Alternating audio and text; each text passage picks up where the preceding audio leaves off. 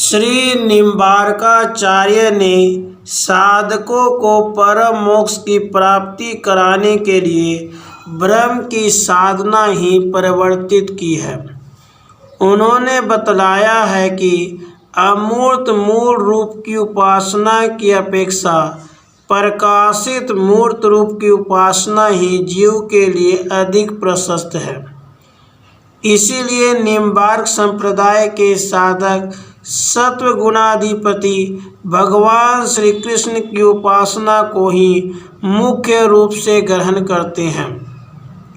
इस श्रेणी के वैष्णव जन श्री कृष्ण और श्री राधिका रूप युगल मूर्ति की उपासना का विशेष रूप से अवलंबन करके भी उसको सर्व विषयक ब्रह्म बुद्धि के अंग रूप में ही ग्रहण करते हैं।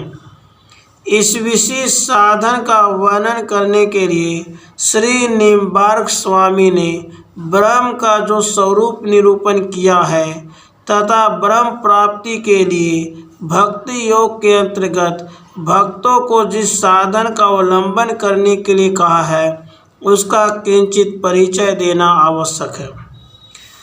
ब्रह्म चिदानंद स्वरूप अद्वैत सत पदार्थ है।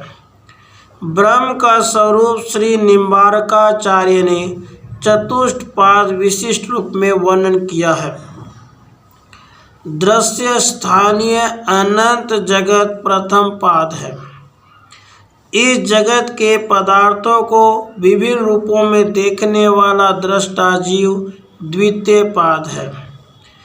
अनंत जागतिक पदार्थों का पूर्ण और नित्य दृष्टा ईश्वर तृतीय पाद है।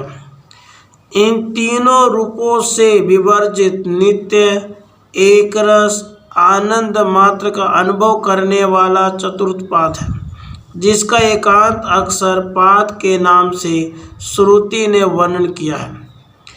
इस संबंध में वेदांत दर्शन के अपने भाष्य में श्री निम्बार्क स्वामी ने द्वैताद्वैत मीमांसा भेद अभेदवाद की स्थापना की है। इस सिद्धांत के अनुसार दृश्यमान जगत और जीव दोनों ही मूलतः ब्रह्म है, परंतु जीव और जगत मात्र में ही उनकी सत्ता समाप्त नहीं होती। इन दोनों के अतीत भी उनका स्वरूप है। इन दोनों से अतीत स्वरूप ही जगत का मूल उपादान कारण है। जगत और जीव ब्रह्म के ही अंश मात्र है। अंश के साथ अंशी का जो भेदाभेद संबंध है, जगत और जीव के साथ ब्रह्म का भी वैसा ही संबंध है।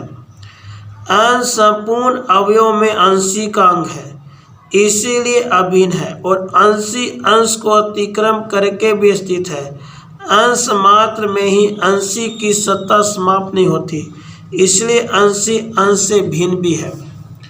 इसलिए दोनों के संबंध को भेदाभेद संबंध के नाम से निर्देश करना पड़ता है। अंशांशी संबंध और भेदाभेद अथवा द्वैताद्वैत संबंध एक ही अर्थ के ज्ञापक है। ब्रह्म अपने चिद अंश के द्वारा अपने स्वरूपगत आनंद का अनुभव अर्थात भोग करता है। उनका स्वरूपगत आनंद भूमा है, अनंत है। इस आनंद की अनंत रूप में मुक्त होने की योग्यता है तथा उसके स्वरूपगत चित्त शक्ति में भी अनंत भाव से प्रसारित होकर इस आनंद को अनंत रूप में अनुभव करने की योग्यता है। जैसे सूर्यदेव अपने स्वरूपानुरूप अनंत तेजोमय रश्मियों को फैलाकर अपने आश्रय स्वरूप आकाश को तथा आकाशस्थ सारी वस्तुओं को सर्वांश में स्पर्श और प्रकाशित करते हैं, उसी प्रकार ब्रह्म का भी स्वरूपगत चित अंश अनंत सूक्ष्म चित आत्मक भागों में अपने को विभक्त करके अनंत रूपों में अपने स्वरूपगत आनंद का अनुभव और प्रकाश करता है। ये सब सूक्ष्म चित अंश चित अणु ही जीव है तथा ब्रह्म के स्वरूपगत आनंद को जो जीव अनंत विभिन्न और विशेष रूपों में अनुभव अर्थात दर्शन करता है, उन सारे विभिन्न रूपों की समष्टि ही जगत है। ब्रह्म के स्वरूपगत अनंत आनंद को विशेष विशेष रूप में दर्शन अनुभव करने के निमित्त ही जीव शक्ति का प्राकट्य है। इसलिए जीव स्वरूप व्यष्टि दृष्टा है, ब्रह्म के स्वरूपगत आनंद के विशेष विशेष अंश का दृष्टा है। परंतु ब्रह्म अपने स्वरूपगत आनंद को अनंत विभिन्न रूपों में समग्र भाव से एक साथ भी अनुभव करता है। उसकी चित्त शक्ति उन सबको एक ही साथ अपने ज्ञान का विषय भी बनाती है। इन सभी अनंत रूपों का समग्र दर्शन करने वाले रूप में ब्रह्म को ईश्वर संज्ञा दी गई है। इसलिए ईश्वर रूपी ब्रह्म सर्वज्ञ और जीव विशेषज्ञ है। समग्र दृष्टा ईश्वर के दर्शन के अंगरूप में व्यष्टि दर्शनकारी प्रत्येक जीव का विशेष विशेष दर्शन है। समग्र दर्शन में जो कुछ है उसको अतिक्रम करके उसके अंतर्गत विशेष दर्शन में कुछ नहीं रहता और न रह सकता है। इसलिए विशेष दर्शनकारी जीव सर्वदा ही ईश्वर के अधीन है। वह ईश्वर को कदापि अतिक्रम नहीं कर सकता। वस्तुतः जीव और जगत का नियंता होने कारण ब्रह्म की ईश्वर संज्ञा है। यह ईश्वर रूपी ब्रह्म ही सर्वरूप सर्वज्ञ सर्वप्रकाशक तथा सृष्टि स्थिति प्रलय का एकमात्र कारण है। ईश्वर ब्रह्म, जीव ब्रह्म और जगत ब्रह्म यह त्रिविध रूप अक्षर ब्रह्म में ही प्रतिष्ठित है। इस अक्षर ब्रह्म को ही निर्गुण ब्रह्म अथवा सद ब्रह्म कहते हैं। यह चिदानंद स्वरूप सत्वस्तु है जो अपने स्वरूपगत आनंद का निर्विशेष रूप में नित्य अनुभव करता है। इसमें किसी प्रकार की विशेष क्रिया नहीं होती। यह नित्यानंद में एक रस निमग्न रहता है। यह निर्गुण ब्रह्म ही जगत का निमित्त और उपादान कारण है। ब्रह्म ही जगत का कारण है, इसलिए उसकी केवल निर्गुण रूप में व्याख्या नहीं की जा सकती। गुण गुणी से अभिन्न गुणी का ही गुण होता है। सर्वरूप और अरूप, सर्वरूपमय और सर्वरूपातीत, प्राकृत गुणातीत अर्थात संपूर्ण जगत के नियंता और आश्रय स्वरूप इस ब्रह्म को भक्ति के द्वारा ही प्राप्त कर सकते हैं। भक्ति ही इस पूर्ण ब्रह्म की प्राप्ति का पूर्ण साधन है। अपने को तथा समग्र विश्व को ब्रह्म रूप में चिंतन करना भक्ति मार्ग का अंग है। भक्ति मार्ग के साधक के लिए अनात्म नाम की कोई वस्तु नहीं है। वह अपने को जिस प्रकार ब्रह्म से अभिन्न रूप में चिंतन करता है, उसी प्रकार परिदृश्यमान समस्त जगत को भी ब्रह्म से अभिन्न रूप में चिंतन करता है। ब्रह्म को जीव और जगत से अतीत, सर्वज्ञ, सर्वशक्तिमान, अच्युत और आनंदमय रूप में भी चिंतन करता है। इस भक्ति मार्ग की उपासना की केवल सगुण उपासना के रूप में व्याख्या समीचीन नहीं है। भक्ति मार्ग की उपासना त्रिविध अंगों में पूर्ण होती है। जगत का ब्रह्म रूप में दर्शन इसका एक अंग है। जीव की ब्रह्म रूप में भावना इसका द्वितीय अंग है तथा जीव और जगत से अतीत, सर्वज्ञ, सर्वशक्तिमान, सर्वाश्रय और आनंदमय रूप में ब्रह्म का ध्यान इसका तृतीय अंग है। उपासना के प्रथम दो अंगों के द्वारा साधक का चित्त सर्वतोभावे निर्मल हो जाता है और तृतीय अंग के द्वारा ब्रह्म साक्षात्कार संपन्न होता है। भक्त की दृष्टि में ब्रह्म सगुण और निर्गुण दोनों ही है। जागतिक कोई वस्तु केवल गुणात्मक नहीं है। ब्रह्म से विच्छिन्न होकर गुण रह ही नहीं सकती। गुणों की स्वतंत्र सत्ता नहीं है। भक्त साधक जिस किसी मूर्ति का दर्शन करते हैं उसी को ब्रह्म समझकर उसके प्रति स्वभावतः प्रेम युक्त हो जाते हैं। इस प्रकार चित्त के सर्वविध द्वैत धारणा और असूया से विवर्जित एवं निर्मल हो जाने पर पर ब्रह्म में सम्यक निष्ठा उदित होती है। इसी का शास्त्रों में पराभक्ति के नाम से उल्लेख किया गया है।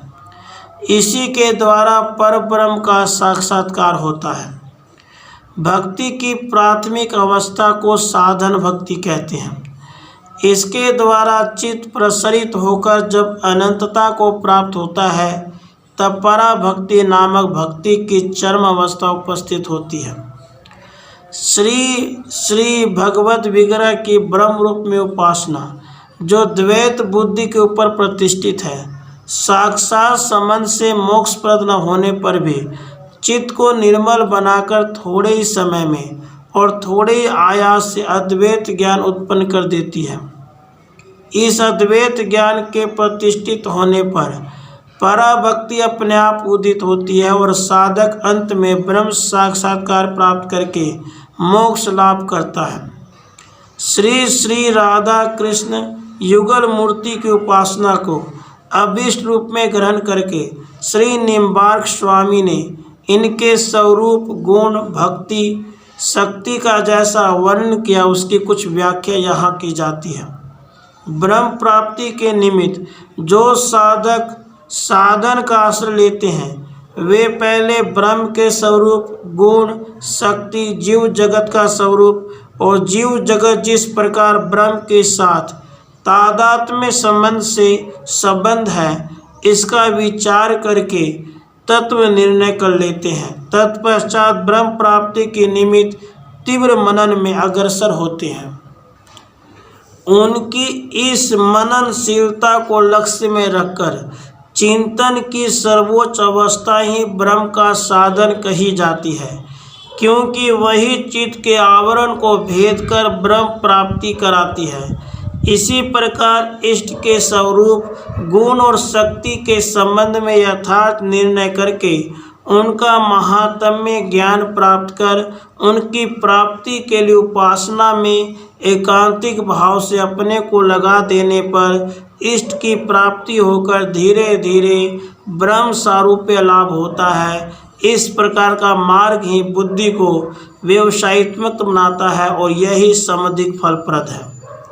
महाप्रलय के बाद सृष्टि के प्रारंभ काल में परम पुरुष परमात्मा अपनी सर्वव्यापिनी चैतन्य में ईश्वरीय शक्ति को उद्बोधित करके क्रमशः अपनी प्रकृति माया नामक शक्ति को उद्बोधित करते हैं। सत्व रज और तम ये तीन प्रकृति के गुण हैं। ये परम पुरुष ही जगत की सृष्टि स्थिति और संहार करने के लिए इन तीनों गुणों को धारण करके क्रमशः ब्रह्मा विष्णु और महेश्वर संज्ञा को प्राप्त होते हैं। प्रकाशीय जगत में निर्मल सत्व ही ज्ञान और आनंद के आदर्श का स्थान ग्रहण करता है। इस सत्व गुण से अधिष्ठित पुरुष के रूप में ब्रह्म को श्री कृष्ण और विष्णु संज्ञाएं होती हैं। उनका गोलोकाधिपति रूप श्री कृष्ण रूप समस्त जागतिक जीवों के अशेष कल्याण का साधक और मुक्तिप्रद है। वे ब्रह्म के अमूर्त और मूर्त रूप के मध्य स्थान में सेतु के स्वरूप में स्थित होकर साधारण जीवों के मोक्ष के प्रधान हेतु बनते हैं। श्री कृष्ण विशुद्ध ज्ञान में देह से सर्वात्म रूप में सर्वदा विराजित रहते हैं। मैं ब्रह्म से भिन्न हूँ ऐसा बोध उन्हें किसी काल में नहीं होता। वे विज्ञान मात्र हैं, कर्म बंधन से रहित है, निर्मल है। प्रकृति के गुणों से युक्त रहने पर भी वे सच्चिदानंदमय के शुद्ध सत्व स्वरूप में निर्मल पद के एकमात्र अधिकारी हैं। प्रकृति का सात्विक अंश खूब सहज नहीं है, यह श्रेष्ठ तो है, परंतु श्रेष्ठ होने पर भी जो उसकी यथार्थता को सम्यक रूप में जान पाता है उसे फिर कभी संसार में जन्म ग्रहण नहीं करना पड़ता। चिन्मय देहधारी श्री कृष्ण नित्य सहज जीवन मुक्त रूप में स्थित रहते हैं। वे ज्ञान के आधार हैं। सच्चिदानंदमय की सूक्ष्म दृष्टि के अंतर्गत शुद्ध सत्वगुण का अवलंबन करके स्थित रहने वाले विज्ञान मात्र ब्रह्मा विष्णु महेश्वर गौण ईश्वर रूप में माने जाते हैं। ये ईश्वर गण एवं इनकी शक्तियाँ जगत का कल्याण करने के निमित्त अवतार रूप में प्रकट होती हैं। प्राकृतिक बाह्य जगत के समान जीव जगत में भी जब अधर्म की वृद्धि होने से जन समाज अतिशय हीन दशा में पहुंच जाता है, जब अत्याचार के कारण नर नारियों की कष्ट सूचक हाहाकार की ध्वनि गगन मंडल को व्याप्त करके ऊपर की ओर उठती है, तब उनके दुख भार को दूर करने के लिए तथा नष्ट हुए धर्म साधनों को पुनः संस्थापित करने के लिए जगत नियंता भगवान की विशेष विशेष शक्तियाँ जगत में आविर्भूत होती हैं। जब उनके यत्न और चेष्टा के द्वारा अशुभ राशि विलुप्त नहीं होती, तब सर्वशक्ति संपन्न महापुरुष के रूप में श्री भगवान ब्रह्मा विष्णु महेश्वर आदि स्वरों के अंश से अपने आप को आविर्भूत करते हैं। परंतु विष्णु ही जगत का मंगल करने वाली पालिनी शक्ति की मूर्ति है, इसलिए अधिकांश स्थलों में विष्णु के अंश से ही श्री भगवान अवतार लेते हैं। इतना ही नहीं, वे स्वयं ही मोक्ष धर्म के उपदेष्टा बनते हैं, क्योंकि अज्ञ जीवों के लिए उनके तत्व का उपदेश करना कठिन है। इसलिए जब जीव की मुक्ति पिपासा बढ़ती है, तब उसका यथार्थ मार्ग प्रदर्शन करने के लिए भी श्री भगवान का अवतार हुआ करता है।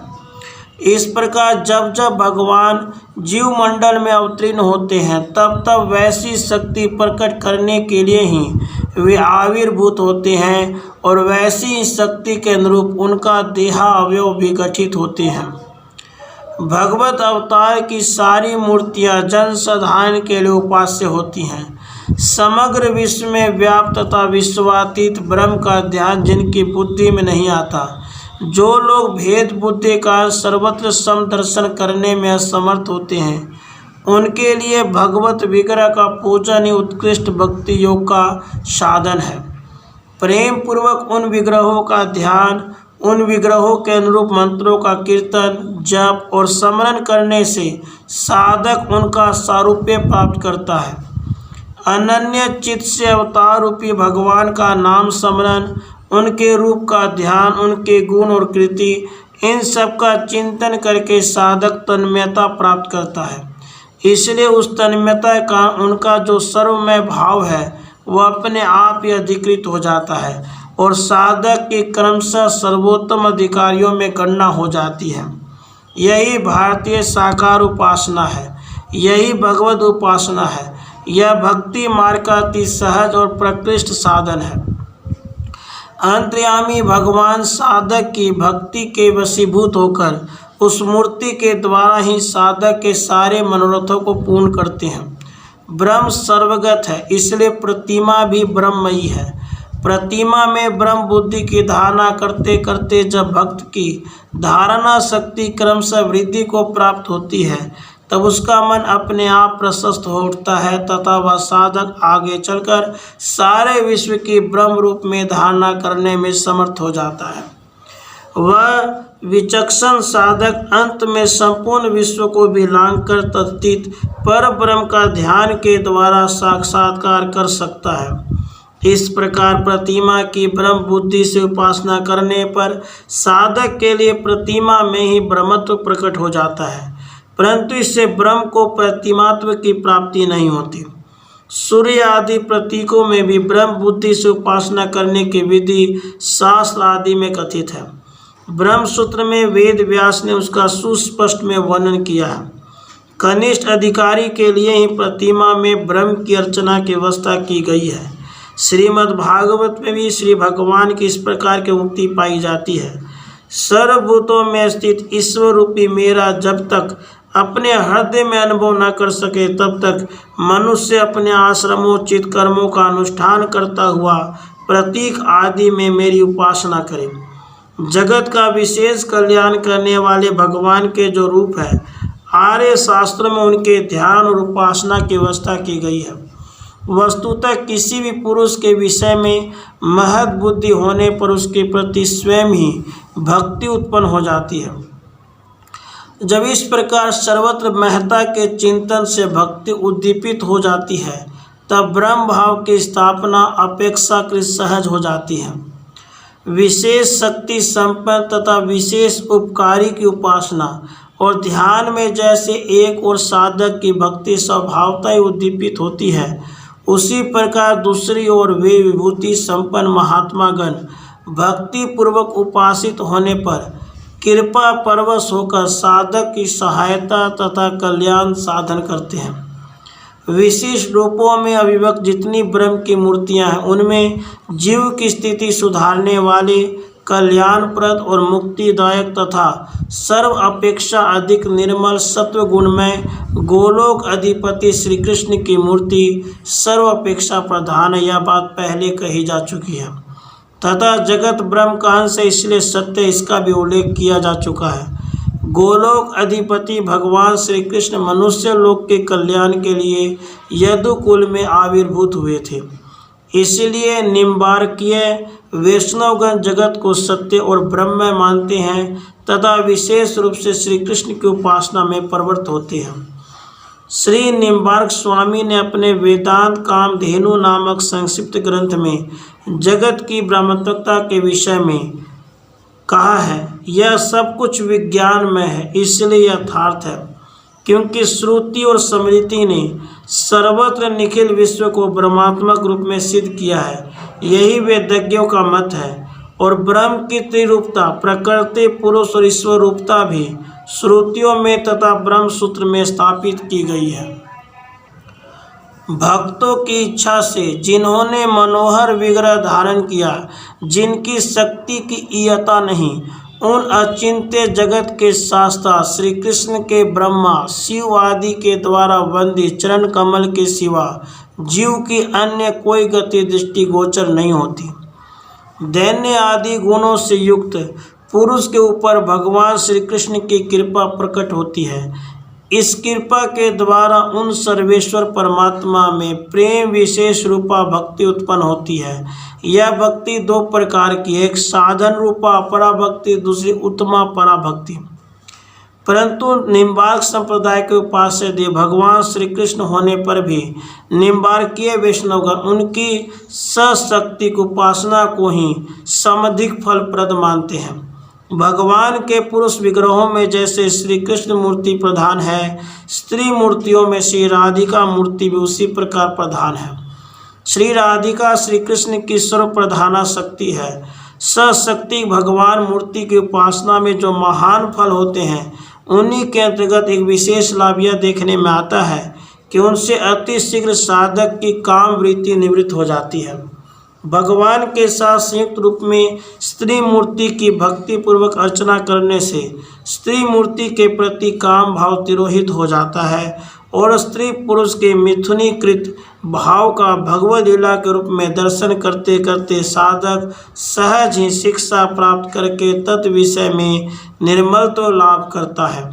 इसलिए उपास्य स्वरूप का वर्णन करते हुए श्री निम्बार्क स्वामी अपने वेदांत कामधेनु नामक ग्रंथ में लिखते हैं, जो स्वभावतः सर्व प्रकार से दोष वर्जित है, जिनमें पूर्ण रूपेण कल्याणजनक सारे गुण विद्यमान हैं, महाविराट आदि चतुर्विध व्यूह जिनके अंग हैं, जो सबके द्वारा वर्णनीय हैं, जिनके नेत्र कमल के समान हैं, उन परब्रह्म श्री कृष्ण रूप हरि का मैं ध्यान करता हूँ।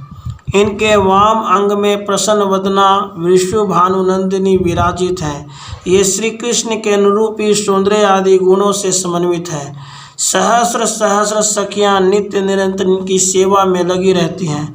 इस प्रकार समस्त अभीष्ट प्रदान करने वाली देवी श्री राधिका जी का मैं ध्यान करता हूँ। सर्व जीवों में भगवत बुद्धि स्थापित करके द्वेष, हिंसा, मिथ्या भाषण, कलह इत्यादि को त्याग कर अहंकार रहित बुद्धि और निर्मल चित्त से युक्त होकर साधक प्रेम पूर्ण हृदय से श्री भगवत स्वरूप सागर में नदी की भांति प्रविष्ट होकर अच्युतानंद की प्राप्ति के योग्य बन सके, यही श्री निम्बार्क के द्वारा प्रचारित सनातन भक्ति मार्ग का लक्ष्य है।